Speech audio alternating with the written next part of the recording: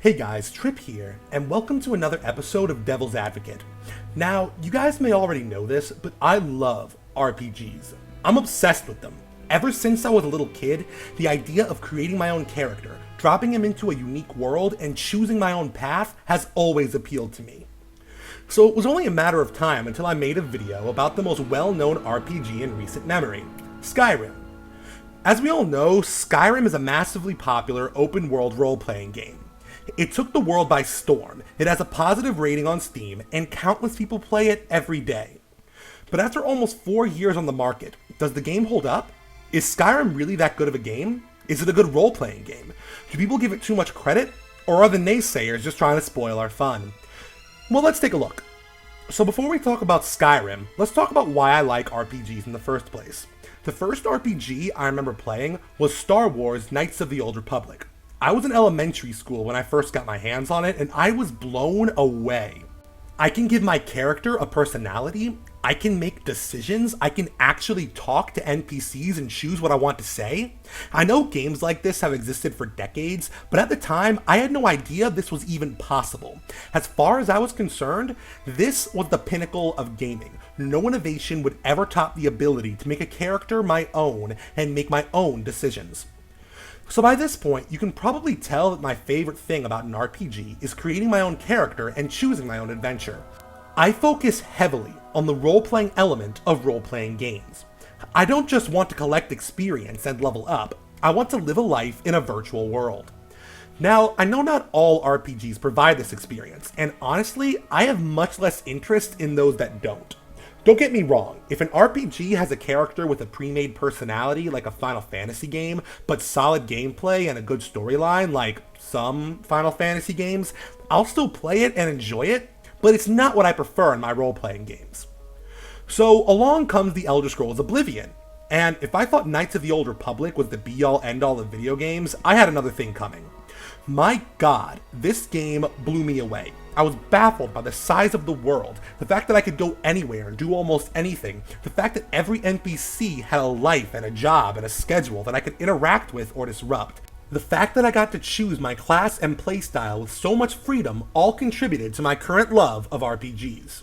The Elder Scrolls quickly became my favorite video game series of all time. The ridiculously deep and crazy mythos, the beautiful sprawling open worlds, the various factions and guilds you can join, the series is a role player's paradise, a sandbox where you can create any story or scenario you want with some imagination.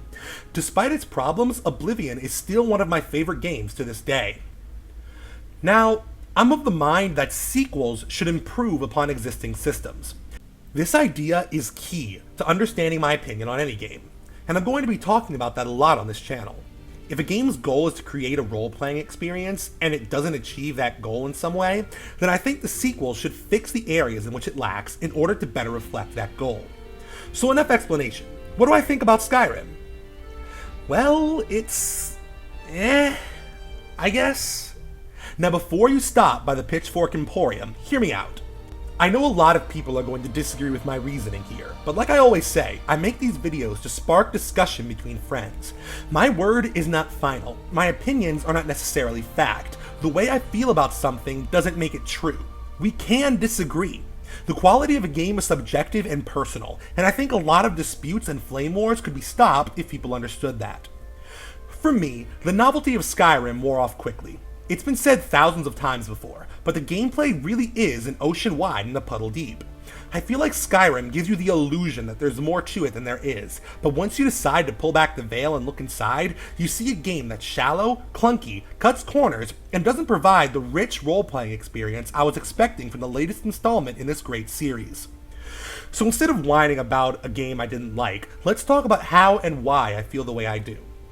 Like I said, I found Skyrim's mechanics to be clunky, and I felt like the developers cut corners all the way through. I'm not going to get into the combat or magic system because plenty of people have talked about that, and I think we can all agree that those systems are mediocre at best. Besides, if those were the only problems I had with Skyrim, I could look past them easily. I think the problems with Skyrim's gameplay go much deeper into the controls and basic design of the game itself. Now, I could go on forever about the minor design overlooks in Skyrim, how you can't do a sprinting jump, how the movement itself feels sluggish, how offhand weapons pop out of nowhere when you equip them, how no matter how tall you are, you're always at eye level with everyone else in first person, but I want to focus specifically on the role-playing aspects for this video. If you're interested, I can go into detail about the gameplay issues in the comments. One of the major things I didn't like about Skyrim was the feeling of sameness. I felt like no matter what I did, I was going to have the same basic experience. Unlike previous games, every character I made felt pretty much the same. An oafish, clumsy Nord. This was partially due to the sluggish controls I mentioned earlier, but it's also the result of intentional design choices. As you probably know, a lot of stats were removed from Skyrim, including a lot of skills and all of the attributes. Now, it could be argued that some stats were redundant, while others didn't really matter much in the first place, but their exclusion leaves me with less options for character development. In regards to redundant stats, that's not necessarily a bad thing in my opinion. I'd say a game benefits by letting you achieve the same goals in different ways. Sure, it may be redundant to be able to open a door with a lockpick or with an unlock spell, but it gives players additional options and ways of completing the same task. Ideally, both methods would be viable, but there would be benefits and drawbacks to each.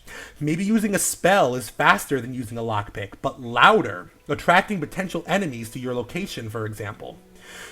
In regards to some stats not mattering much, my response would be to improve upon them and make them matter instead of removing them entirely. Skills like athletics and acrobatics may not have had much practical combat purpose, but removing them entirely destroys a playstyle that allows your character to be agile, jumpy, and nimble. Previous games allowed you to be an acrobat, hopping on the surface of water, jumping to high places no one else could reach, escaping the guards by outrunning them. It was an ideal playstyle for Bosmer and Khajiit players, and I would say Skyrim ruined those races for me by removing this playstyle. As it stands, every character feels and moves the same. This issue of sameness plagued the role-playing aspects of this game as well. The game world never seemed to react to you. There's no way to distinguish your character or give him a personality through dialogue, your race, or your playstyle. This was a stark difference from, say, Fallout 3 and New Vegas, where your perks gave you extra dialogue options and could change entire quest lines. And you could choose dialogue options that really gave your character an interesting personality. Skyrim seems afraid to give you any consequences. Khajiit aren't trusted in Skyrim? Funny, no one seems to realize I'm a Khajiit in the first place.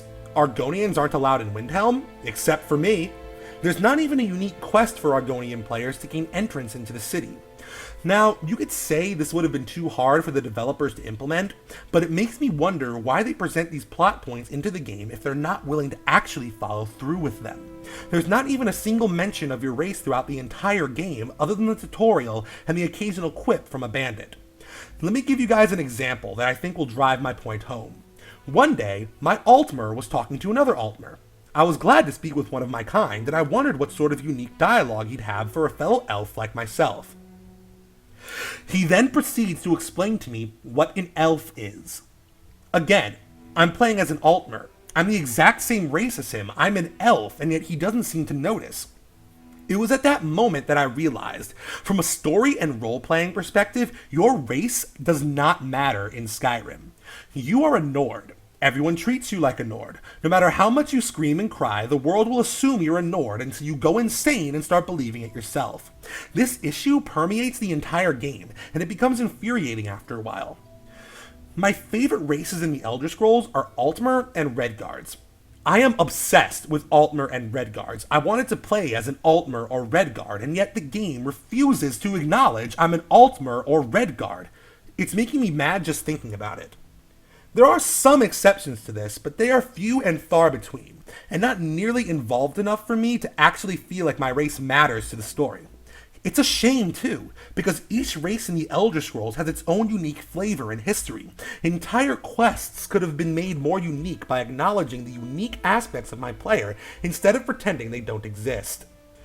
These issues aren't limited to your race alone, however. Your playstyle is meaningless as well, and has absolutely no bearing on what you can accomplish and how. If you can't pick the lock to that chest, it doesn't really matter because it's just going to be filled with randomly generated loot. Anything in the game that's unique and interesting can be discovered regardless of playstyle.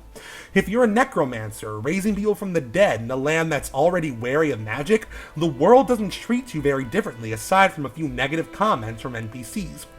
Don't get me started on how this affects the guild quest lines. I counted. You only need to use magic 3 times throughout the entire College of Winterhold quest. Everything else is just one dungeon crawl after another. I never felt like I was an actual mage learning about the universe and the forces that bind it together. I was just everyone's errand boy who for some reason becomes the leader at the end. There's no consequence or downside for picking one playstyle over another. The game refuses to make anything you do matter, and you'll have the same experience every time as a result. This, to me, is Skyrim's cardinal sin. The game treats me the same no matter what. The choices I've made, the person I've created, do not exist in the game world. Throughout Skyrim, I never felt like I was a person living in the world. I felt like a camera documenting someone else's story, and a rather bland story at that.